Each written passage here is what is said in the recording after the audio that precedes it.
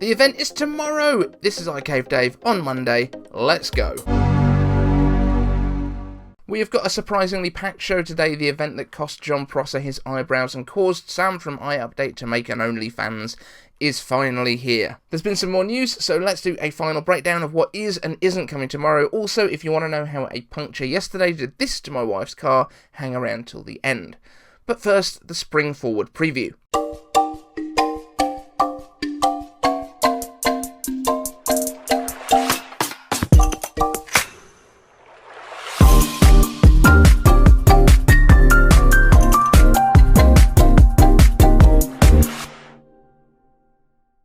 So that awesome intro was from Apple Tomorrow on Twitter. You should definitely go and check him out, give him a follow, and also he's got exclusive more renders, even than what we've got coming up in this show, going live at the same time as the show, so you should definitely go and check him out.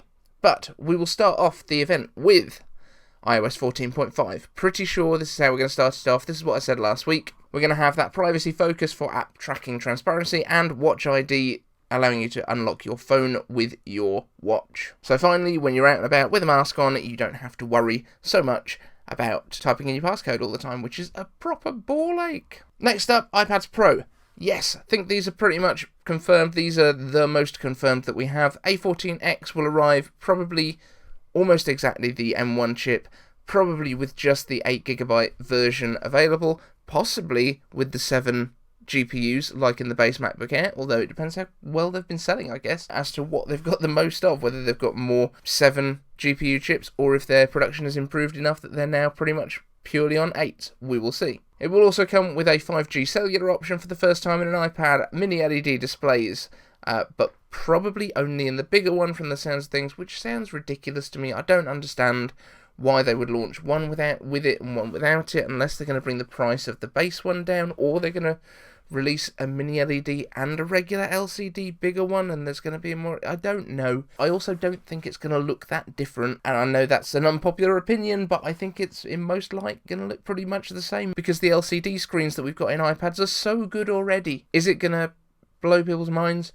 I think it might be a bit of a damp squib, but we will see when we actually get to see them in real life, and it's probably not even going to be something that we can tell from the event whether it makes enough difference or not, because nobody's going to have hands on them right away unless they're already with a lot of reviewers, and I definitely haven't received one. Now, it also looks like we're probably going to be getting Thunderbolt port instead of USB-C port, which gives you a little bit more flexibility in terms of external monitors and stuff like that, which does make sense as well if the power of this A14X/M1 chip is going to run more professional applications, something like Final Cut Pro or something like Logic, where you probably need a bit more screen real estate than you get on an iPad. So that would be a pretty cool add-on if that's the case, and since Thunderbolt controllers are already in M1, it makes sense. Now, obviously, we've had the iPads Pro kind of leaked already in iOS beta code, but I think we were all kind of assuming they were coming regardless, and it doesn't make that much difference, and there will probably be a new Apple Pencil as well to go along with it, which is apparently just going to be the same as we have right now, but shiny, and I'm not really sure why, but also with slightly different tips, and maybe that tip does include that colour picker that I have been talking about for so long. iPad mini. This is a maybe. There are two options for the update here without a redesign. So A13 going in there, which keeps the $399 price, or with A14, I think it would probably move up to a $449 price. Not sure which would be more popular, to be completely honest. I think A13 is probably enough for what you would be doing with an iPad mini. I don't think many people are going to be trying to do full-on video editing the same way that they might with an iPad Air, because you've just got the space on the screen to actually do it, but who knows, maybe that's what they are going to do. However, A13 generation in general seems to have been maybe problematic for Apple. The only things that have come out with A13 generation chips inside, as far as I know, have been the iPad Air 3rd generation and also the iPhones. So you got A13 in the iPhone 11 and you got A13 in the iPhone SE, but that's kind of it. And normally we would have had a iPad Pro generation with A13X. Didn't happen, and we would probably also have seen the base iPad go up to an A13 instead of an A12, but we didn't. So it just seems a little bit strange that that Apple didn't seem to be as confident, let's say, in their A13. Speaking of A13, the iPad, nothing. We have rumours, again, that the A13 might have been going into a base level iPad, basically just replicating the iPad Air 3, but dropping the price down to $300. But since that rumour came out, we've had nothing else at all. That would also have thinned the whole device down. It would have given us the laminated displays. It would have given us a few other little changes, 10.5-inch display instead of 10.2, but that's all quietened down. So that could come at the end of the year. It seemed at the time that it was a little bit premature because we just had the update in September as well. So I don't hold much hope for this, but, you know, who knows? Maybe they're going to move all of the iPad refreshes too early in the year. Next up, AirTags. We've been hearing about these for 2 years now, which is a long time. We've not seen anything. It looks like they were delayed by the pandemic. A couple of different versions out there of how this is going to work. One with replaceable batteries, seems very un-Apple.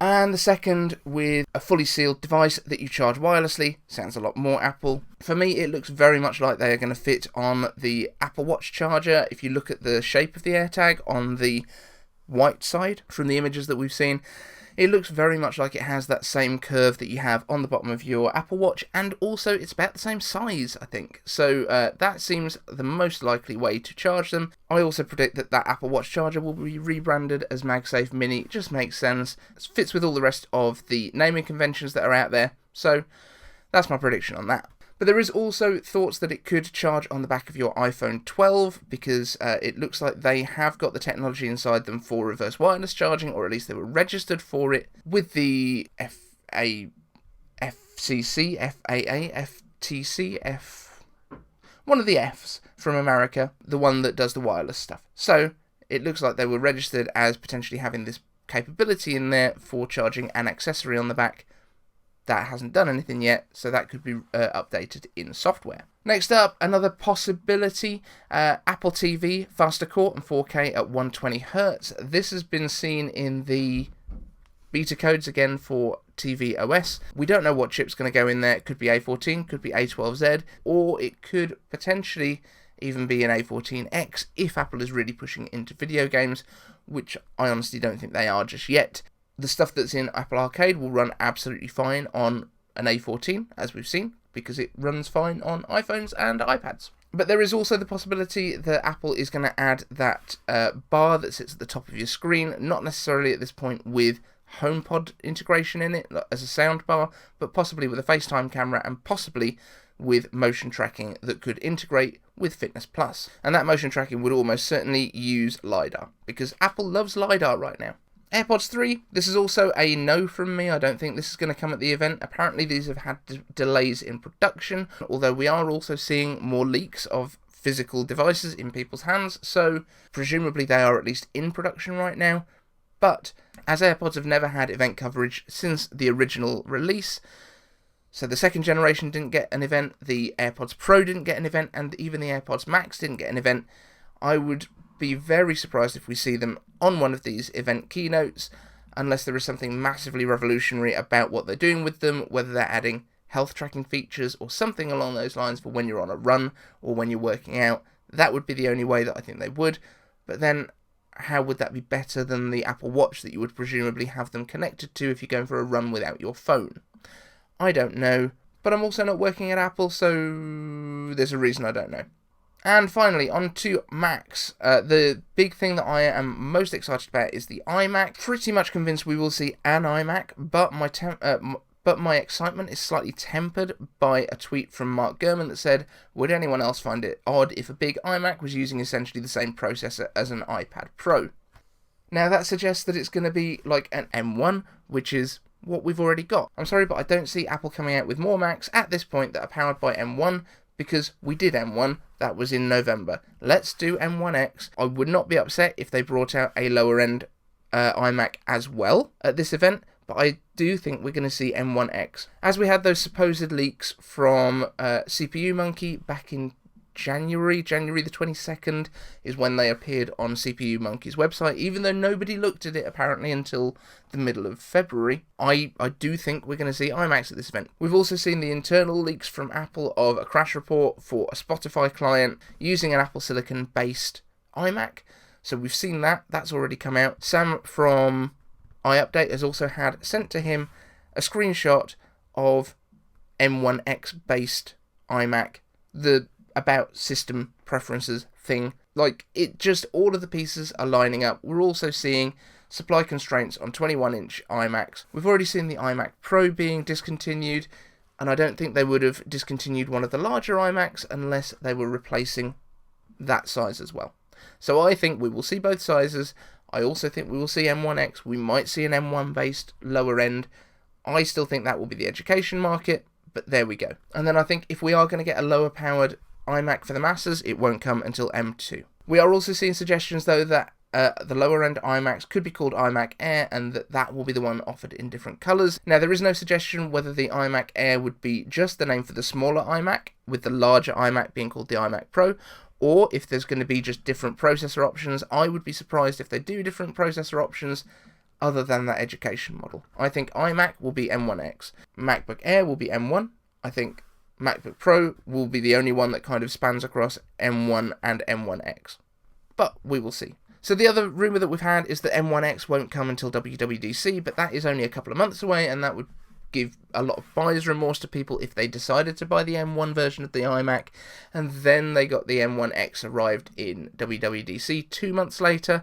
Like, I can see Apple doing it within about 6 months. I can't see Apple doing it like a couple of months later. I also can't see Apple waiting until like November when M2 arrives to bring out M1X, because it seems like it's a generation behind. That doesn't make any sense, but the M1X will be far more powerful than M2, because M2 is the next efficiency chip, M1X is the power chip. It makes far more sense for the M1X to come out mid-cycle of the M1 generation. So you get the M1 right at the beginning, halfway through the cycle you get the M1X, which is the powerhouse, then the next cycle begins, you get M2, which is 25%-ish faster than M1, and then you get M2X, and then you get M3, and then M3X. It just makes sense. That's what they've always done with the iPhone and iPad generations. All makes sense to me. Outside edge, if we get M1X, I think we might well get the Mac Mini with M1X inside, and also Apple has doubled down on their privacy. They have doubled down on security, and leaks are just getting a lot harder to get out. I think Apple probably did eliminate a lot of the leakers by leaking the fake, perhaps, March event, and I think it might have just scared a few people at Apple into not leaking stuff anymore. With the November event, we also didn't know exactly what was coming. Nobody predicted MacBook Air, MacBook Pro, and Mac Mini for the event. Nobody thought that that would be the lineup. I predicted Mac Mini, but I thought we would be getting the 12-inch MacBook, and I didn't think we'd get a Pro.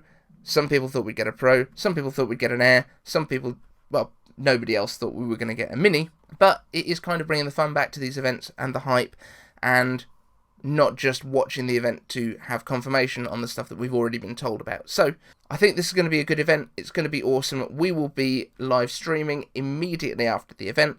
In fact, my stream will probably start about 15 minutes before the event ends, just purely so that it's there as soon as the event ends. We want to get as many people in there to have a chat with us. And in a fun twist, I will be getting my second Rona shot about 2 hours before the event, so you might be able to watch a man slowly succumb to the side effects during the live stream. So that'll be exciting, because I got pretty bad side effects from the first one, and apparently the second one is worse. So I'm relaunching the Notification Squad today. We talked about it last week. I said, would anybody like a t-shirt? People said yes, we would like a t-shirt. So I've done a new logo for the Notification Squad, and here it is.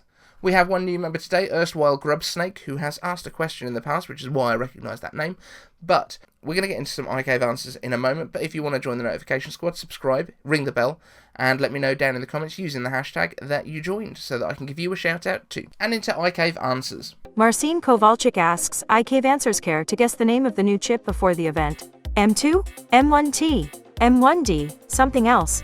I doubt they will stick just with M1X low. Yeah, cool. My guess for the name of the chip is M1X. I don't know why you don't think they would stick with that. And also, what are they sticking with? Because they've never released an M1X before. So this is just, it's been our best guess. The name of the chip really doesn't matter. M2 is going to be the lower powered one that comes later in the year with the A15 cores.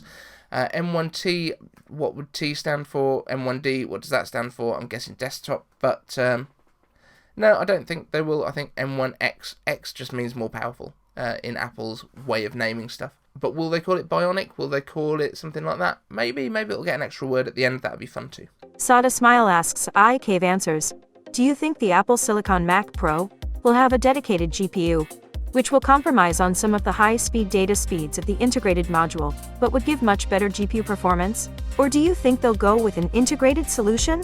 So Mac Pro, I think, is probably the only one, if any, that will get a dedicated GPU, but I think we will also still have the integrated one on the hardware, which basically means that you will have the very quick performance going on with your UI and stuff. That will all be handled by the integrated GPU, and then when you have big power tasks that need to be done, that will just get offloaded to the offboard GPU, which, again, I've said this before, but I don't think discrete and integrated GPUs make much difference when you're designing everything yourself. In the same way that if AMD decided to, they could put a chip together that had all the power of their high-end graphics cards and a CPU built into the same SoC or system on package, where you've got the chiplets and everything gets assembled, that would work. Tech Hyped asks, iCave Answers, are you going to do a meetup after this COVID thing ends? Maybe, but I don't think anyone cares enough at this point. Maybe when we're a bit of a bigger channel.